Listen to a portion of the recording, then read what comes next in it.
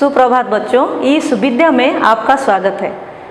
वे मुस्कुराते फूल नहीं जिनको आता है मुरझाना, वे मुस्कुराते फूल नहीं जिनको आता है मुरझाना, वे तारों के दीप नहीं जिनको भाता है बुझ जाना, जिनको भाता है बुझ जाना। अधिकार से लिया गया यह अंश महादेवी वर्मा को हमारे समक्ष सजीव खड़ा करती है।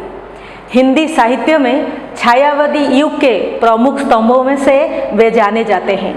उन्हें आधुनिक मीरा भी कहा जाता है। उनका जन्म उत्तर प्रदेश के फर्रुखाबाद शहर में सन 1907 को हुआ। उनकी माता थी हेमरानी और पिता थे श्री गोविंद प्रसाद वर्मा जी। महादेवी का बचपन सुख चैन से बीता, लेकिन उन्होंने हजारों लड़कियों को पढ़ाया। नारी शिक्षा के क्षेत्र में उनका अमूल्य योगदान रहा। महादेवी जी विदुषी, जागरूक और सहानुभूतिशील थी। उनके पास तेज बुद्धि थी और कोमल हृदय भी था। उन्होंने जीवन और जगत को निकट से देखा। केवल मनुष्य ही नहीं अपितु जीव जंतुओं तक के सुख दुख के उन्होंने पहचाना, अनुभव किया। समाज में फैले अनाचार, अत्याचार और विषमता का अनुभव किया। जैसे कि हम पढ़ रहे हैं कि उन्होंने जीव जंतुओं तक के सुख दुख को पहचाना था, जिसका प्रमाण हम इस गद्य में, जिसका नाम है गिल्लू, उससे पाएंगे। उनको सरल भावपूर्ण भाषा में व्यक्त करते थे।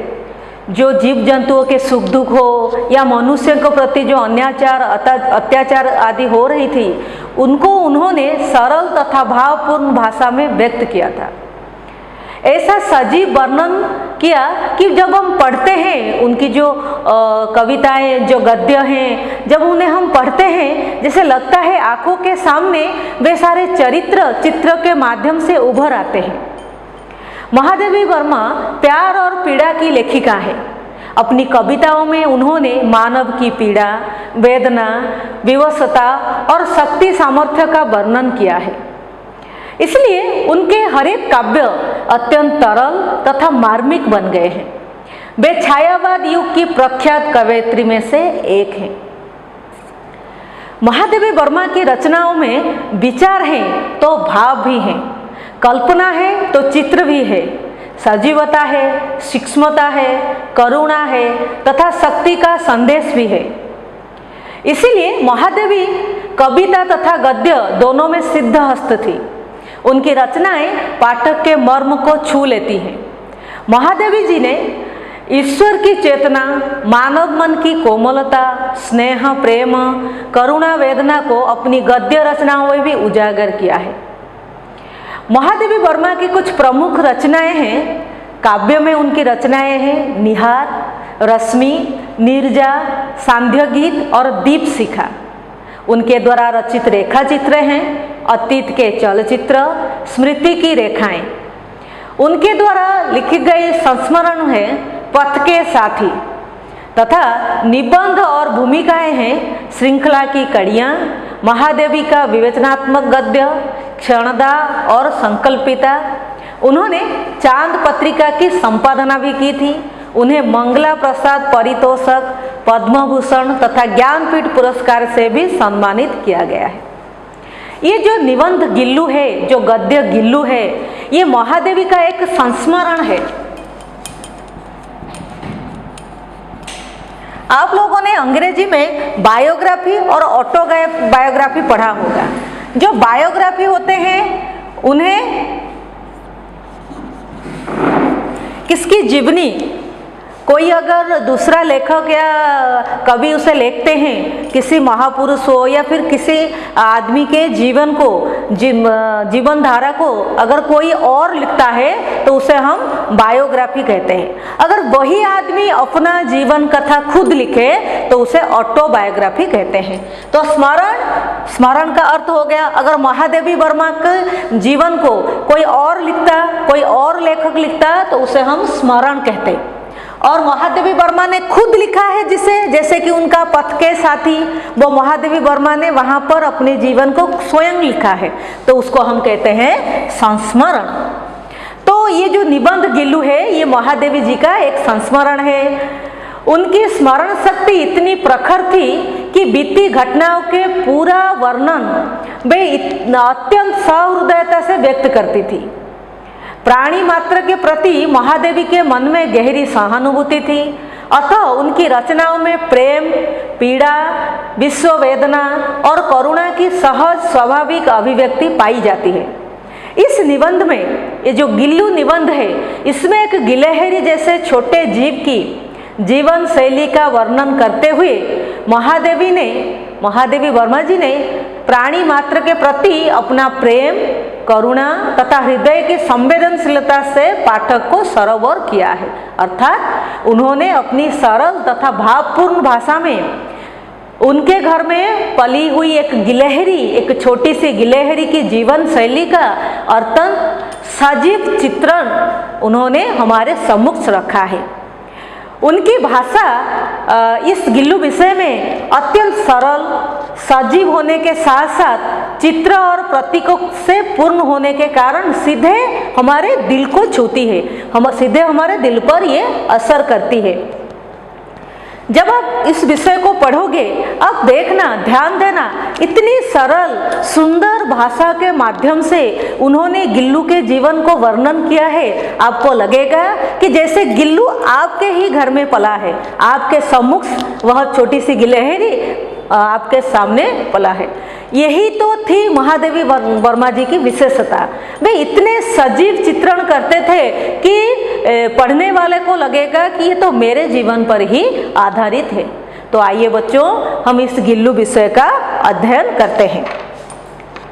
सोन जूही में आज एक पीली कली लगी है। इसे देखकर अनायास ही उस छोटे जीव का स्मरण हो आया जो इस लता की सघन हरितिमा में छिपकर बैठता था और फिर मेरे निकट पहुंचते ही कंधे पर कूदकर मुझे चौंका देता था। तब मुझे कली की खोज रहती थी, पर आज उस लघु प्राण की खोज है। परंतु वह तो अब तक इस सोन जूही की जड़ में मिट्टी होकर मिल गया होगा।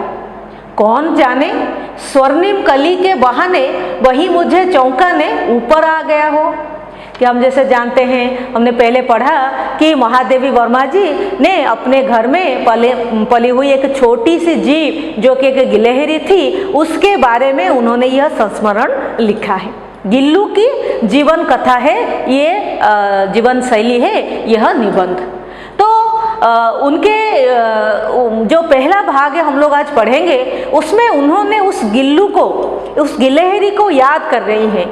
तो कुछ ऐसे अंदाज में याद कर रहे हैं जैसे कि आप सोचेंगे कोई अपना उनका खो गया है, जिसके तलाश में वो आज भी उसे याद कर रही हैं। सोन जूही में आज एक पीली कली लगी है। सोन जूही एक तरह की पीली फूल होता है। उड़िया में हम उसको सुना कन्यारी कहते हैं। आपके घर के आसपास आप दिखे होंगे, एक छोटा सा पौधा होता है, उसमें पीले रंग के जिसे हम कहते हैं येलो कलर के छोटे छोटे फूल आते हैं उस पर। तो उसको आप उड़िया में भी जानते हैं, हम लोग सुना कन्यारी कहते हैं। तो हिंदी में उसे क्या कहा जाता है? सोन जूही।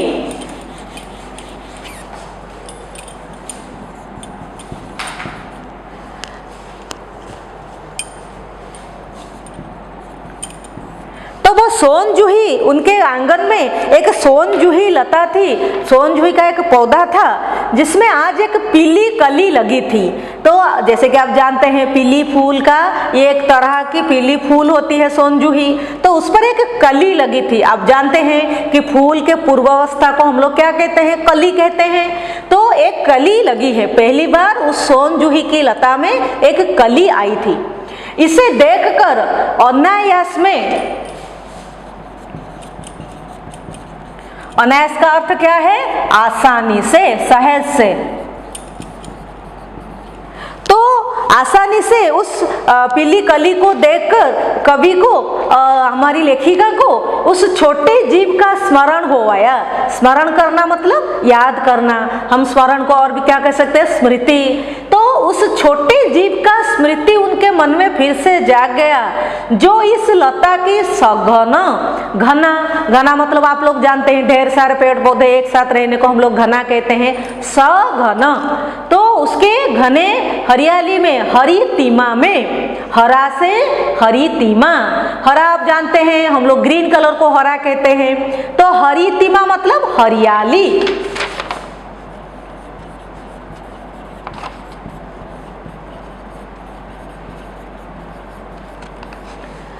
उस सघन हरियाली में छिपकर बैठता था। उन्हें जिस छोटे जीव का स्मरण आ रहा है, जिस छोटे जीव को वो याद कर रही है, वो छोटा जीव क्या करता था, वो क्या करता था, सोन जूही की लता थी जो, उसकी घनी हरियाली में छिपकर बैठ जाता था और फिर मेरे निकट पहुंचते ही कंधे पर कूदकर मुझे चौंका देता था। जब वो गिलहरी का बच्चा, हम तो बाद में पढ़ेंगे, ये जो निबंध का पहले भाग में उन्होंने जो लिखा है, इससे तो ये मालूम नहीं पड़ता है कि वो किसके बारे में कह रहे हैं, वो एक छोटे से जीव के बारे में कह रहे हैं। वो छोटा सा जीव क्या करता था, जो सोन जूही लता के घनी हरियाली में छिप जाता था, फिर लेखिका के निकट पहुंचते ही उनके कंधे पर कूदकर उन्हें चौंका देता था। तब उन्हें कली की खोज रहती थी। तब वो, जब वो छोटा सा जीव उनके घर में था, तब सोन जूही लता में कली नहीं आती थी, तो लेखिका हमेशा उस लता में, उस सोन जूही की लता में कली की खोज करती थी, ढूंढती रहती थी कि कब उस पौधे पर आपकी कली आएगी।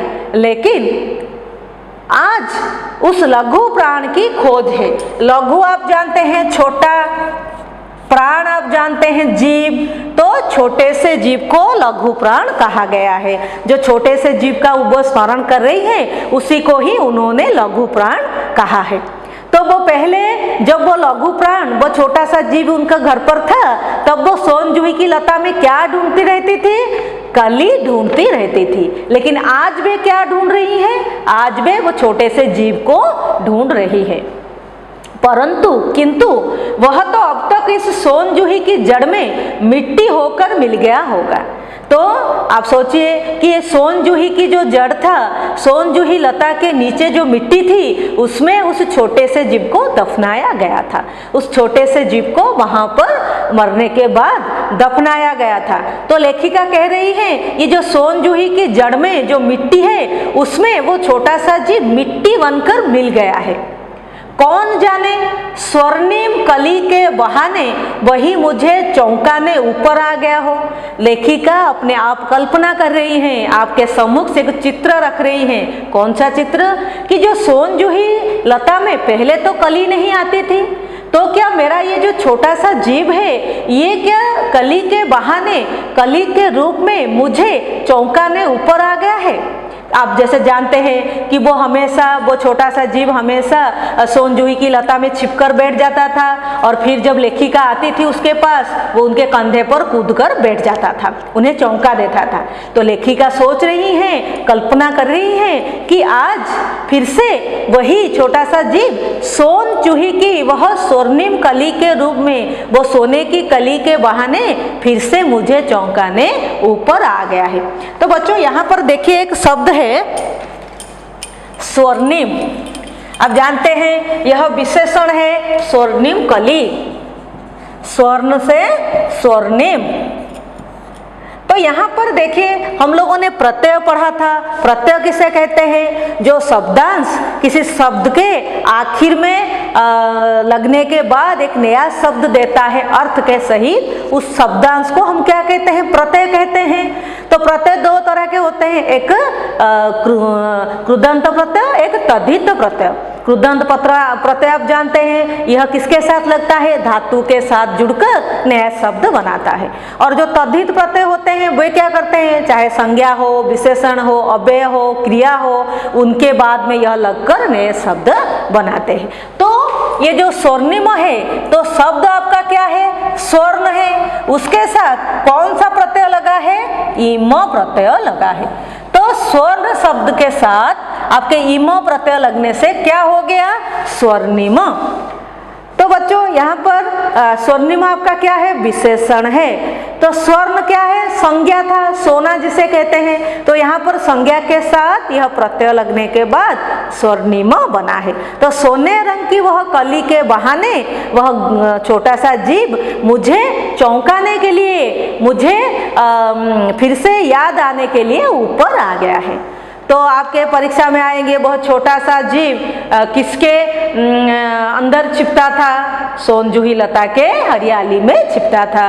वो कैसे लेखिका को चौंका देता था, वह लता की हरियाली में छिपकर बैठ जाता था और जैसे ही लेखिका उनके निकट पहुंचती थी वो कूदकर उन्हें चौंका देता था। तो बच्चों आज हमने महादेवी वर्मा जी के परिचय के साथ साथ यह गिल्लू विषय का पहले भाग को हमने अध्ययन किया। तो आज के लिए बस इतना ही, धन्यवाद।